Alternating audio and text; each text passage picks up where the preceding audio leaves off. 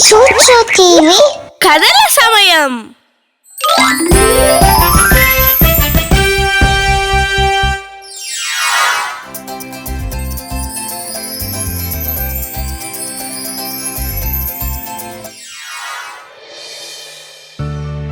చీకా చాలా పిరికి పిల్లవాడు.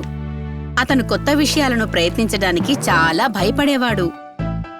అతని అక్క చీకు ఎప్పుడు చీకాని ప్రోత్సహిస్తూ ఉండేది. కాని అతను ఏ కొత్త విషయాన్ని ప్రయత్నించడానికైనా చాలా భయపడుతూ ఉండేవాడు. కమాన్ చీకా, రోలర్ స్కేటింగ్ ని ట్రై చేయి, చాలా సరదాగా ఉంటుంది. వద్దులే చీకు. చీకా నిశ్శబ్దంగా ఒక్కడే నిలబడి మిగిలిన పిల్లలు ఆడుకుంటూ సరదాగా గడుపుతుంటే అలా చూస్తూ ఉండేవాడు.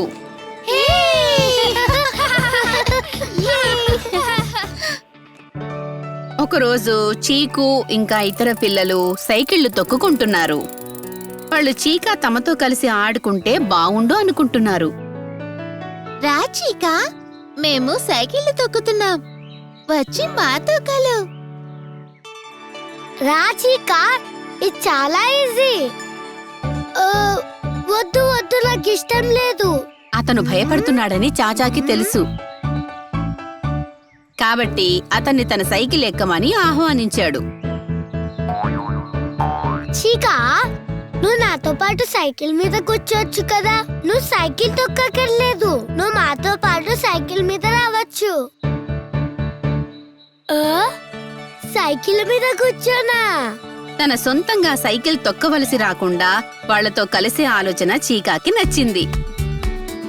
కాబట్టి అతను చాచా సైకిల్ వెనక ఎక్కి కూర్చున్నాడు. పిల్లలందరూ జాగ్రత్తగా వీధి దిగువకి వెళ్లారు. చాచా ఎంత బాగా తొక్కగలుగుతున్నాడో చూసి చీకు ఆశ్చర్యపోయాడు. చాచా, నువ్వు సైకిల్ చాలా గొప్పగా తొక్కుతున్నావు. అలాగే చూచు చీకాలు కూడా. నేను కూడా సైకిల్ తొక్కితే బాగుండేది, కానీ నాకు భయం. ఎలా తొక్కాలి? చాచా కూడా చిన్నప్పుడు చాలా భయపడేవాడు చీకా, కానీ తను దాన్ని ప్రయత్నించేవాడు. కష్టపడి నేర్చుకున్నాడు. తన భయాన్ని మర్చిపోయి ఇప్పుడైతే చాలా సరదాగా ఆడుకుంటున్నాడు. రా, సైకిల్ ఎలా తొక్కాలో మేం నీకు చూపిస్తాం. తర్వాత చూచూ మిగిలిన పిల్లలు వీధిలో ఒక సైకిల్ ని ఎలా తొక్కాలో చీకాకి చూపించారు.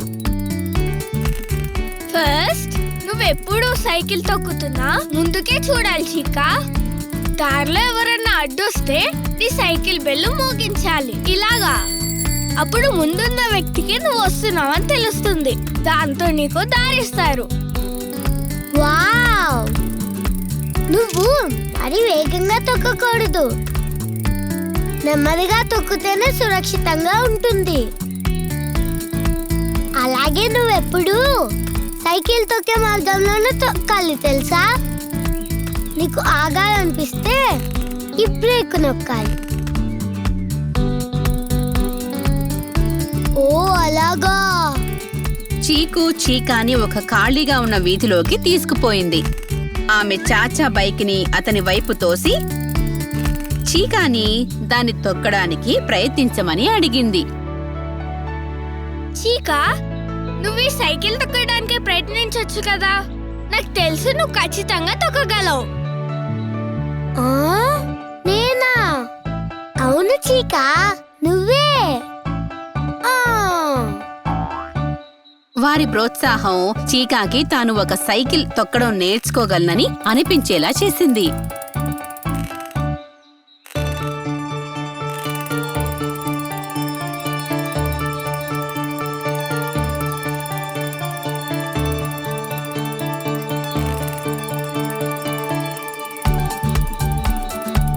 చీకాకి గొప్ప ఆశ్చర్యాన్ని కలిగిస్తూ తాను సైకిల్ని చాలా బాగా తొక్కగలనని అర్థం చేసుకున్నాడు. ఇది చాలా సరదాగా ఉంది. చూచూ అలాగే మిగిలిన పిల్లలు అతనికి మరింత ఆత్మవిశ్వాసం కలిగించేందుకు అతని వెనకే వెళ్లారు. బాగా తొక్కావు చీకా, చాలా గొప్పగా తొక్కావు తెలుసా. త్వరలోనే చాచా చీకా తన సైకిల్ని పెద్ద గుంపుగా తొక్కుతున్న పిల్లలతో పాటు తొక్కగలడని తెలుసుకున్నాడు. చీకాకి చాలా ఆనందం వేసింది. ఈ రోజు నేను సైకిల్ తొక్కుతూ ఎంతో సరదాగా గడిపాను. అలాగే కొత్త విషయాలు నేర్చుకోవడానికి నేను ఏమాత్రం భయపడను. మీ అందరికీ కూడా నేను థ్యాంక్స్ చెప్పుకుంటున్నాను. ఇక ప్రతిరోజు మీతో పాటు నేను సైకిల్ తొక్కడానికి వస్తూ ఉంటాను. అందరం కలిసి తొక్కుదాం. హుర్రే! ఈ రోజు నుండి చూచూ ఇతర పిల్లలు తమ సైకిళ్లని ఎప్పుడు తొక్కుతున్నా, అలాగే వాళ్ళు ఇతర కొత్త విషయాలను ప్రయత్నిస్తున్నా చీకా వాళ్లతో కలిసేవాడు. అతను కొత్తగా దేనైనా ప్రయత్నించడానికి ఇక ఏమాత్రం భయపడలేదు.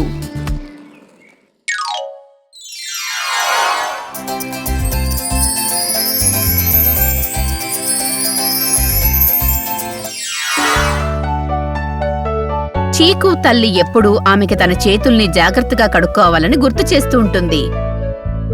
చీకు, బోలెడు సబ్బుతో నీళ్లతో నీ చేతుల్ని బాగా కడుక్కోవాలి. వాటిని శుభ్రంగా ఉంచేందుకు అన్నిటికన్నా గొప్ప మార్గం అదొక్కటే. మిస్ డోరతీ మీకు చేతుల్ని ఎలా శుభ్రం చేసుకోవాలో చెప్పే ఉంటారు కదా, అది చాలా ముఖ్యం. సరే అమ్మా. కాని చీకుకి అసహనం ఎక్కువ. చేతులు కడుక్కుంటూ ఒక్క నిమిషం వృధా చేయడం కూడా ఆమెకి ఇష్టం ఉండేది కాదు. కాబట్టి ఆమె తన చేతుల్ని తడి చేసుకుని వాటిని కడుక్కున్నట్లు నటించేది. నీ చేతుల్ని శుభ్రంగా కడుక్కున్నావా చీకు? కడుక్కున్నానమ్మా. కానీ నీ చేతుల మీద ఇంకా మట్టి కనిపిస్తుంది చీకు. దయచేసి మంచి పిల్లలాగా నీ చేతుల్ని మళ్ళీ కడుక్కో తల్లి. సరే అమ్మా. కాని చీకు నిజానికి ఆ మాట వినలేదు. చేతులు చక్కగా కడుక్కోలేదు కూడా. ఒకరోజు చీకు తోటలో ఆడుకునేందుకు వెళ్ళింది. ఒక ఇసుక పెట్టెలో ఇసుక కోటల్ని తయారు చేసింది. అలాగే ఒక తూగుడు బల మీద కూర్చుని పైకి కిందకి ఊగింది కూడా.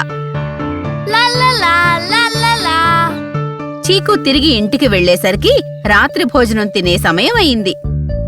చీకు, నీ భోజనం తినడానికి ముందు నీ చేతుల్ని చక్కగా కడుక్కొనిరా. సరే అమ్మా. కాని చీకు తన చేతుల్ని శుభ్రం చేసుకోవడాన్ని పట్టించుకోలేదు. దానికి బదులు ఆమె నేరుగా బల్ల ముందు కూర్చొని తినడం మొదలుపెట్టేసింది. చీకు పార్కులో ఆటలాడుతున్న సమయంలో ఎన్నో చెత్త క్రిములు చీకు చేతుల్లోకి ఎక్కేశాయి.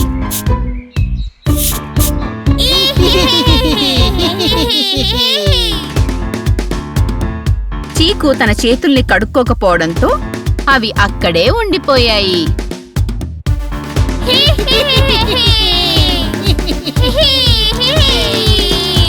ఆ సూక్ష్మక్రిములు చీకు తింటున్న ఆహారంలోకి పాకాయి. తర్వాత అవన్నీ ఆమె కడుపులోకి వెళ్లిపోయాయి. ఆ మర్నాడు చీకు నిద్ర లేచేసరికి తన ఒంట్లో అస్సలు బాగోలేదని తెలుసుకుంది. నాకు కడుపు నొప్పిగా ఉంది. నాకు జలుబు కూడా చేసినట్టుంది. నాకు తల కూడా నొప్పిగా ఉంది. నీకు జ్వరం వచ్చినట్లుగా ఉంది చీకు. నిన్న రాత్రి భోజనం ముందు నువ్వు చేతుల్ని కడుక్కున్నావా? లేదమ్మా, నేను కడుక్కోలేదు. నీ చేతుల మీదున్న సూక్ష్మజీవులు నీ కడుపులోకి చేరుకుని ఉంటాయి. అవే నీకు జ్వరం తెప్పించాయి. అవి ఇప్పుడు నా కడుపులో ఉన్నాయా? అవును చీకు, ఈ రోజు నువ్వు స్కూల్కి వెళ్ళలేవు. డాక్టర్ దగ్గరికి వెళ్ళాలి. కానీ నాకు ఈరోజు టెన్నిస్ మ్యాచ్ ఉంది. పైగా ఈరోజు నా ఫ్రెండ్ చాచా పుట్టినరోజు కూడా. నేను స్కూల్కి వెళ్ళకపోతే ఆ సరదాలన్నీ పోగొట్టుకుంటాను.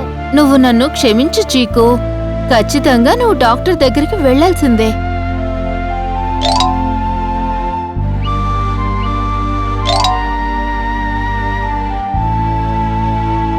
చీకు ఒక డాక్టర్కి చూపించుకోవడానికి వెళ్ళింది. చీకు, నీ చేతుల మీదున్న సూక్ష్మక్రిములు నీ కడుపులోకి వెళ్ళిపోయాయి.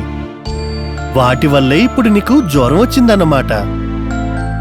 ఇప్పుడు నేను నీకు మందులిస్తాను. దానివల్ల నీకు జ్వరం తగ్గిపోతుంది. కానీ దయచేసి గుర్తుంచుకో, నువ్వు ఎప్పుడూ కూడా నీ చేతుల్ని శుభ్రంగా సబ్బు నీళ్లతో కడుక్కుంటూ ఉండాలి. ముఖ్యంగా భోజనం తినడానికి ముందన్నమాట. అలా చేయడం వల్ల సూక్ష్మక్రిములు నీ కడుపులోకి వెళ్ళవు. నువ్వు ఎప్పుడూ ఆరోగ్యంగా ఉంటావు. తర్వాత ఆ డాక్టర్ చీకుకి తన చేతుల్ని ఎలా శుభ్రం చేసుకోవాలో చూపించారు. ముందుగా చేతుల్ని తడి చేసుకొని సోపును తీసుకొని 2 అరచేతుల్ని గుండ్రంగా రుద్దాలి. అదేవిధంగా అరచేతి వెనక భాగాన్ని కూడా రుద్దుకోవాలి. అలాగే వేళ్ల మధ్యలో కూడా పైకి కిందకి రుద్దాలి. ఆ తరువాత వేళ్లను దగ్గరగా ఉంచి అరచేతిని పైకి కిందకి రుద్దాలి. అలాగే బొటనవేళ్లు వాటి చుట్టూ కూడా రుద్దాలి. అదే విధంగా వేళ్ల వెనక భాగాన్ని కూడా రుద్దుకోవాలి. ఆ విధంగా చేతుల్ని వేళ్ళని శుభ్రంగా సోపుతో రుద్దుకోవాలి. ఆ తర్వాత చివరగా నీటితో శుభ్రంగా కడుక్కోవాలి. అప్పటి నుండి ఎప్పుడూ చీకు తన చేతుల్ని చాలా శుభ్రంగా ఉండేలా చూసుకుంటోంది. ముఖ్యంగా తన భోజనం చేయటానికి ముందు. అలా చీకు ఎప్పుడూ ఆరోగ్యంగా ఉంది. మళ్ళీ ఏ సరదాని కోల్పోలేదు.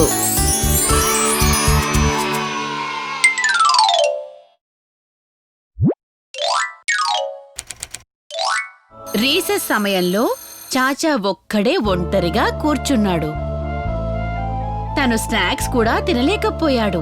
ఎందుకంటే అతను ఆ కుర్రవాడి గురించే కంగారు పడుతున్నాడు. నాకు దెబ్బ తగిలింది. Happy birthday to you, happy birthday to you, happy birthday to dear Saili, happy birthday to you. మీ అందరికీ థ్యాంక్స్. మనమందరం కలిసి ఒక చిన్న ప్రాజెక్ట్ చేయబోతున్నాం. రేపు మన స్నాక్స్ ని మనమే తయారు చేసుకుందాం, సరేనా? మీ అమ్మల్ని నేర్పించమని అడగండి. మీకు నచ్చిన కొన్ని స్నాక్స్ ఎలా చేయాలో మీరు వాటిని తెలుసుకోండి. చూచూ, చాచా, చీకా, చీకు ఎంతో చక్కగా ప్రవర్తించారు. వాళ్ళందరికీ ఒక స్కూప్ తమకెంతో ఇష్టమైన ఐస్ క్రీం దొరికింది. కానీ కస్లీ వంతొచ్చేసరికి అతనిలోని దురాశ పెరిగిపోయింది.